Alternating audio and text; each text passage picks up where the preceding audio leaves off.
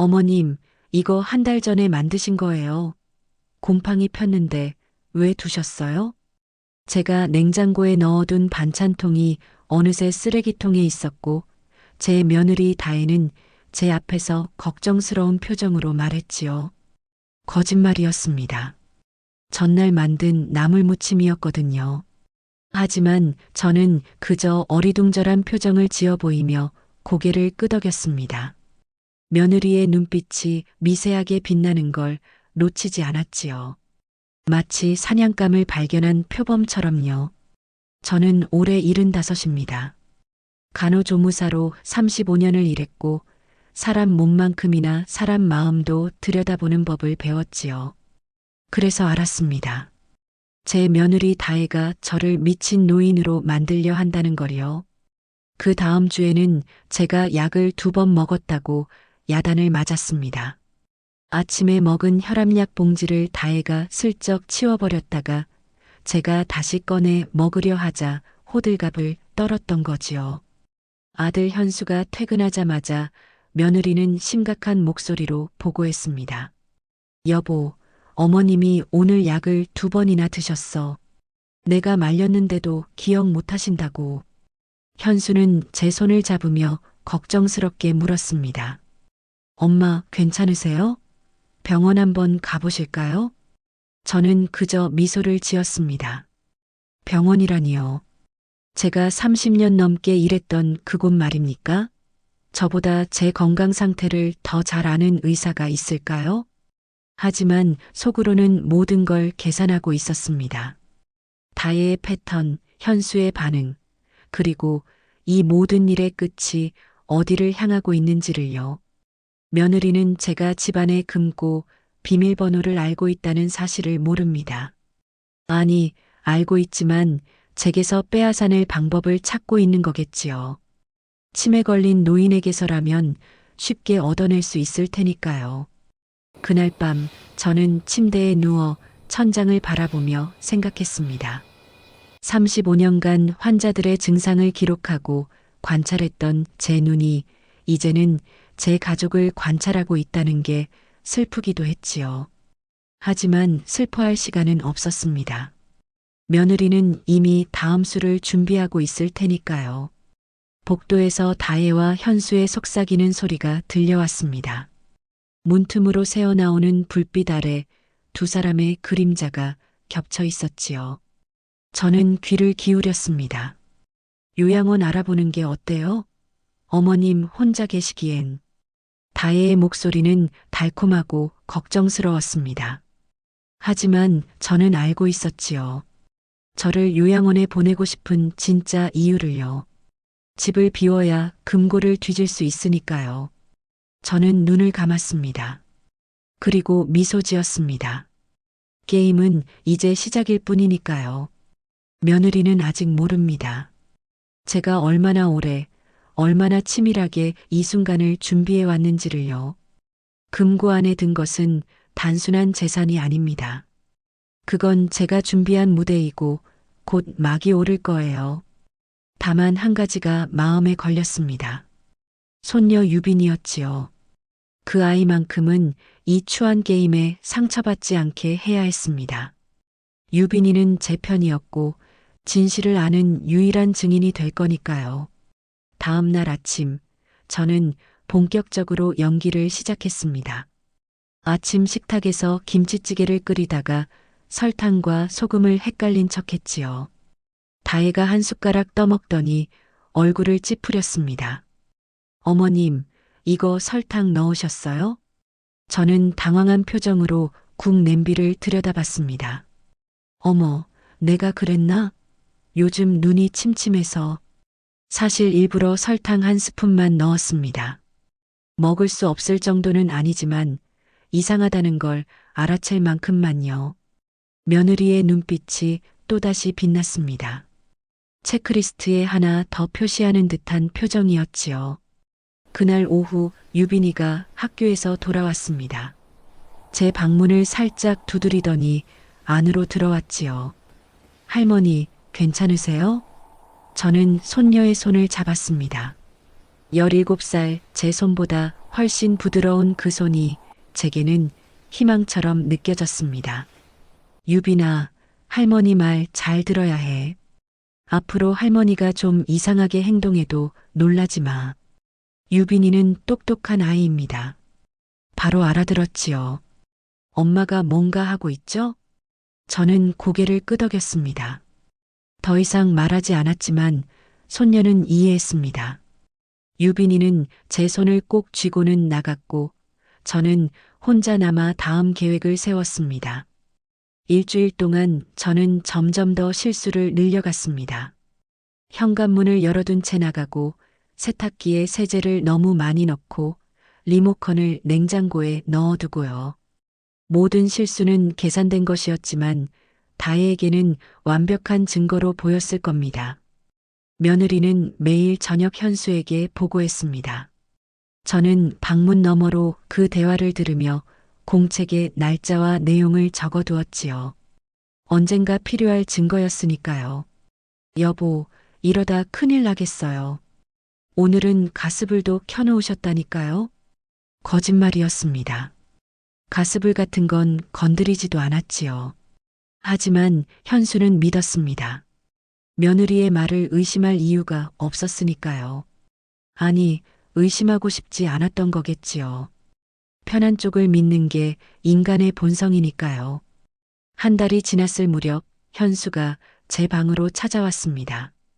손에는 요양원 팸플릿을 들고 있었지요. 엄마, 이거 한번 보세요. 여기 시설 정말 좋대요. 저는 팸플릿을 받아들고 천천히 넘겨봤습니다. 고급스러운 사진들, 웃고 있는 노인들, 깨끗한 정원. 보기에는 천국 같았지요. 하지만 저는 알고 있었습니다. 이건 저를 집에서 내보내려는 첫 번째 시도라는 걸요. 생각해 볼게. 저는 부드럽게 대답했습니다. 아들의 얼굴에 안도의 빛이 스쳤지요. 반대하지 않아서 다행이라는 표정이었습니다. 제 아들이 언제부터 이렇게 약해졌을까요? 아니, 원래 약했던 걸 제가 보지 못했던 걸까요? 그날 밤 저는 금고를 열었습니다. 안에는 통장, 보험증서, 부동산 서류가 가지런히 정리되어 있었지요. 그리고 그 아래 제가 지난 한 달간 모은 증거들이 있었습니다. 며느리가 제 물건을 숨긴 날짜, 거짓말한 내용, 그리고 제가 몰래 녹음한 대화 파일들까지요. 저는 새 서류 하나를 꺼내 금고 맨 위에 올려놓았습니다. 신탁 계약서였지요. 제 모든 재산을 손녀 유빈에게 신탁하는 서류였습니다. 이미 변호사를 통해 공증까지 마친 상태였고요. 며느리와 아들이 이 금고를 열 날이 머지않았다는 걸 저는 알고 있었습니다. 그때가 바로 제가 준비한 무대에 막이 오르는 순간이겠지요. 2달째 접어들면서 상황은 더욱 급박해졌습니다. 다혜의 공격은 점점 노골적으로 변했지요. 어느 날 아침 제가 아직 잠들어 있을 때 다혜가 제 방에 들어와 약통을 뒤지는 소리에 잠이 깼습니다. 저는 눈을 감은 채 숨소리만 고르고 있었지요. 며느리는 제 혈압약 2알을 빼내어 휴지에 싸서 가져갔습니다. 나중에 증거로 쓸 모양이었지요. 제가 약을 2번 먹었다고 우길 참이었겠지요. 하지만 제겐 이미 예비약이 서랍 깊숙한 곳에 숨겨져 있었습니다. 35년 간호조무사 생활이 헛되지 않았지요. 그날 저녁 현수가 퇴근하자마자 다혜가 심각한 표정으로 거실로 불렀습니다. 여보, 이제 더 이상은 안 되겠어요. 며느리는 핸드폰을 꺼내 보여주었습니다. 제가 멍하니 거실에 서 있는 사진, 냉장고 문을 열어둔 채 자는 사진, 그리고 제가 정신없어 보이는 순간들을 포착한 사진들이었지요. 언제 찍은 건지 저도 몰랐습니다. 며느리는 생각보다 더 치밀했던 거지요. 어머님 혼자 두면 위험해요. 이번 주말에 요양원 상담 예약했어요. 현수는 고개를 끄덕였습니다. 제게 묻지도 않고요. 저는 부엌에서 그 장면을 지켜보며 가슴 한편이 시렸습니다. 제가 키운 아들이 이렇게나 쉽게 저를 포기하는구나 싶었지요. 하지만 감정에 휘둘릴 시간은 없었습니다. 저는 그날 밤 유빈이를 불렀습니다. 할머니가 곧 요양원에 갈 수도 있어. 그 전에 너한테 줄 게 있단다. 저는 금고 비밀번호를 적은 쪽지를 유빈이에게 건넸습니다. 손녀는 당황한 표정을 지었지요. 할머니, 왜요? 할머니는 안 가셔도 돼요. 아니야, 가야 해. 그래야 이 게임이 끝나거든. 유빈이는 이해하지 못했지만 고개를 끄덕였습니다. 저는 손녀의 머리를 쓰다듬으며 말했지요. 엄마 아빠가 금고를 열려고 할 거야. 그때 내가 이걸 보여주면 돼. 며칠 후 토요일, 우리는 요양원에 갔습니다. 밝고 깨끗한 복도, 친절한 직원들, 그리고 웃고 있는 노인들. 저는 상담실에 앉아 원장의 설명을 들었습니다. 다혜는 옆에서 만족스러운 표정을 지었지요. 어머님, 여기 정말 좋죠? 매일 프로그램도 있고 간호사도 24시간 있대요. 저는 고개를 끄덕였습니다. 그리고 물었지요. 비용은 얼마죠? 원장이 자료를 꺼내 보여주었습니다. 한 달에 300만 원. 적지 않은 돈이었지요. 다혜의 표정이 살짝 굳었습니다. 현수가 낼 수 있는 금액이 아니었으니까요. 결국 제 통장을 건드려야 한다는 뜻이었지요. 좋습니다. 여기로 할게요. 제가 말하자 다혜와 현수가 동시에 저를 쳐다봤습니다. 예상보다 쉽게 승낙해서 당황한 표정이었지요. 하지만 곧 다혜의 입가에 미소가 번졌습니다. 드디어 제가 굴복했다고 생각한 거겠지요. 집으로 돌아오는 차 안에서 다혜가 조심스럽게 물었습니다. 어머님, 그럼 통장이랑 도장이 필요할 텐데요. 금고에 다 있어. 비밀번호는 뭐였더라? 저는 일부러 머뭇거렸습니다. 다혜의 눈빛이 날카로워졌지요. 천천히 생각해 보세요, 어머님. 하지만 저는 끝내 기억 못하는 척했습니다. 이제 며느리와 아들은 선택의 기로에 섰습니다. 제가 기억할 때까지 기다릴 것인가, 아니면 다른 방법을 찾을 것인가. 저는 이미 답을 알고 있었지요. 욕심은 참을성을 이깁니다. 항상 그래왔으니까요. 3일이 지났습니다. 그동안 다혜는 여러 번 비밀번호를 떠보려 했지요. 제 생일, 현수 생일, 결혼기념일까지 넌지시 대화에 끼워 넣으며 제 반응을 살폈습니다. 저는 그저 멍한 표정으로 고개만 끄덕였지요. 목요일 저녁, 저는 일찍 잠자리에 들었습니다. 아니, 든 척했습니다. 침대에 누워 눈을 감고 있었지만 귀는 활짝 열려 있었지요. 자정이 넘어서자 복도에서 발소리가 들렸습니다. 두 사람의 발걸음이었어요. 다혜와 현수가 제 방문 앞에서 잠시 머뭇거렸습니다. 그러다 조심스럽게 문을 열었지요. 저는 규칙적으로 숨을 쉬며 깊이 잠든 척했습니다. 35년간 밤 근무를 했던 경험이 이럴 때 도움이 되네요. 두 사람은 발소리를 죽이며 제 방 구석에 있는 금고로 다가갔습니다. 다혜가 속삭였어요. 업체 불렀어. 30분 안에 온대. 업체라니요. 금고를 여는 전문가를 부른 모양이었습니다. 저는 속으로 미소 지었지요. 드디어 시작되는구나. 30분 후 조심스러운 노크 소리가 들렸습니다. 다혜가 현관문을 열었고 젊은 남자의 목소리가 들렸어요. 금고 위치가 어디죠? 여기요. 조용히 해주세요. 어머님 주무시고 계셔서 얼마나 아이러니한지 모르겠더군요. 제가 자고 있다고 생각하면서 제 금고를 여는 거니까요. 남자는 전문가였습니다. 20분도 안 되어 금고 여는 소리가 들렸지요. 됐습니다. 다혜의 숨소리가 거칠어졌습니다. 현수도 마찬가지였고요. 금고 문이 열리는 소리, 서류 넘기는 소리, 그리고 침묵. 긴 침묵이었습니다. 이게 뭐야? 현수의 목소리는 떨리고 있었습니다. 저는 그때 눈을 떴지요. 그리고 천천히 몸을 일으켰습니다. 찾았니? 제 목소리에 두 사람이 깜짝 놀라 돌아봤습니다.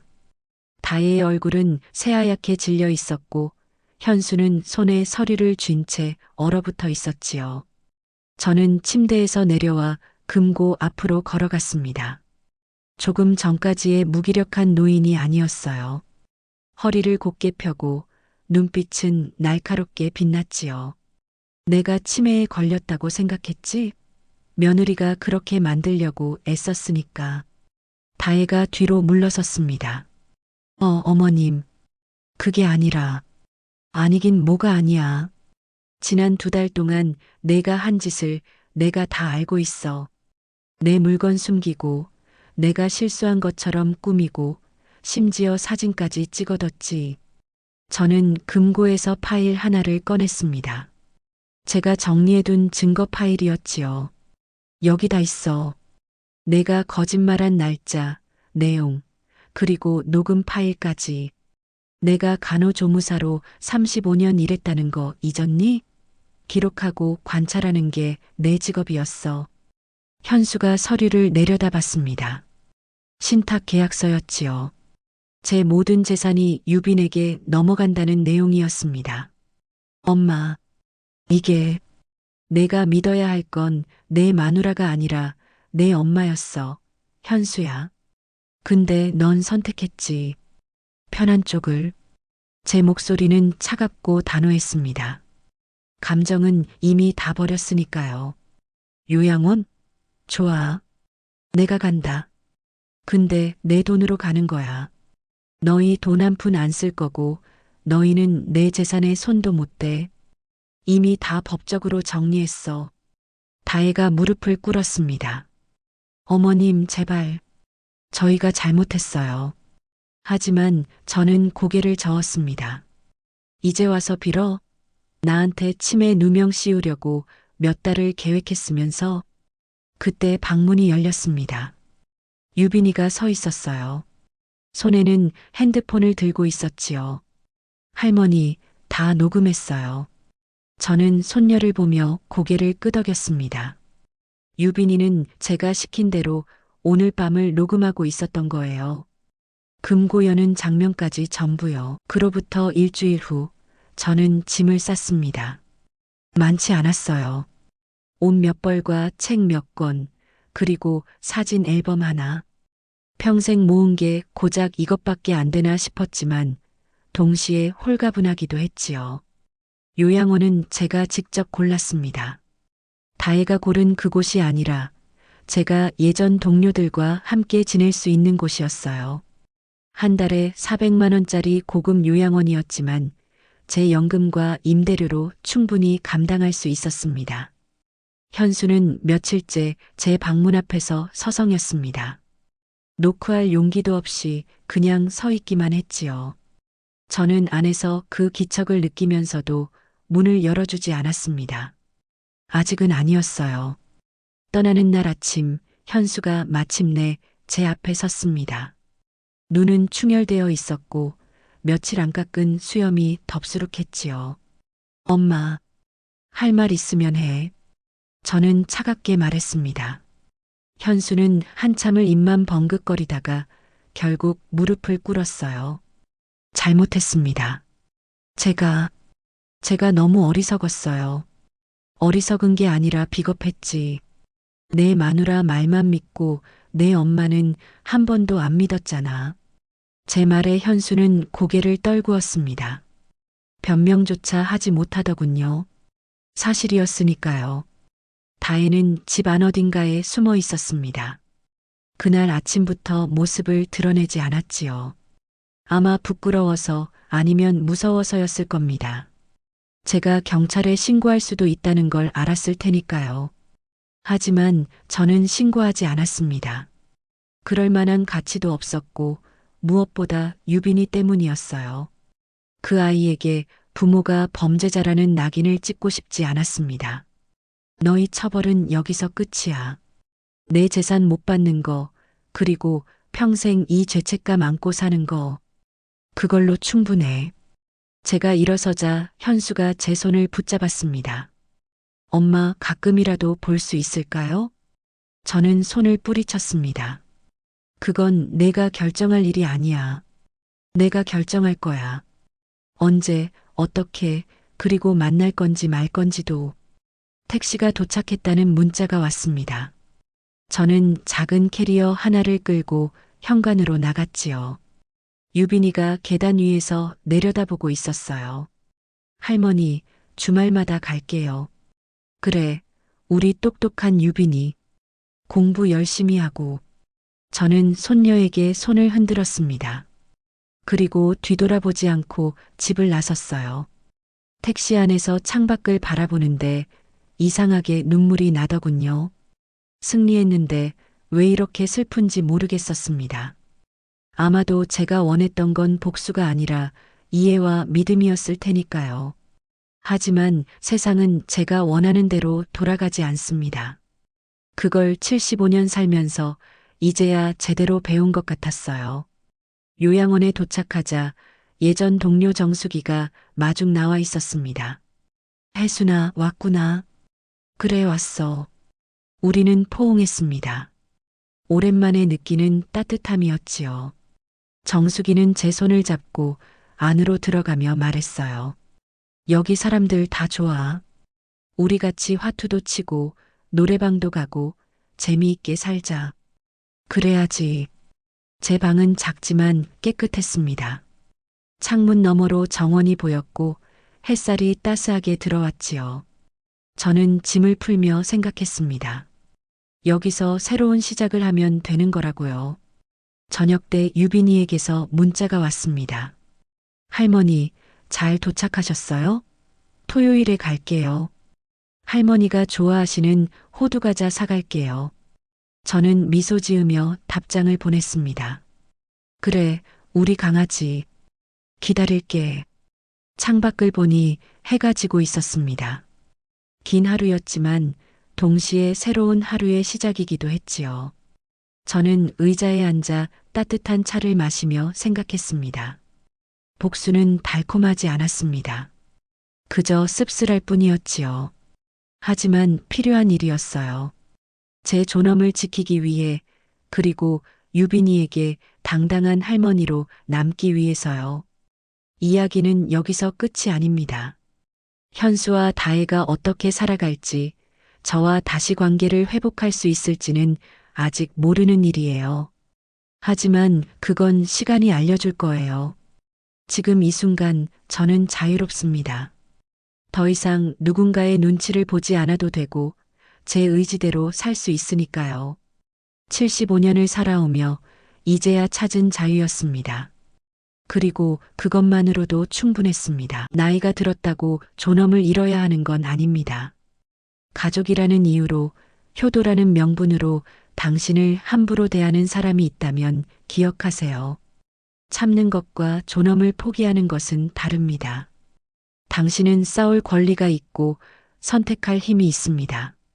나이 들었다고 바보가 되는 것이 아니라 우리는 세월 속에서 사람을 보는 지혜를 얻었습니다. 혼자 견디지 말고 당신을 지지하는 사람을 찾으세요. 인생은 당신 것입니다. 어떤 나이든 새로운 시작은 가능합니다. 당신은 존중받고 사랑받을 자격이 있습니다. 제 이야기가 힘이 되었다면 좋아요와 구독, 그리고 알림 설정으로 함께 해주세요. 당신의 존엄을 지키는 이야기를 계속 전하겠습니다. 감사합니다.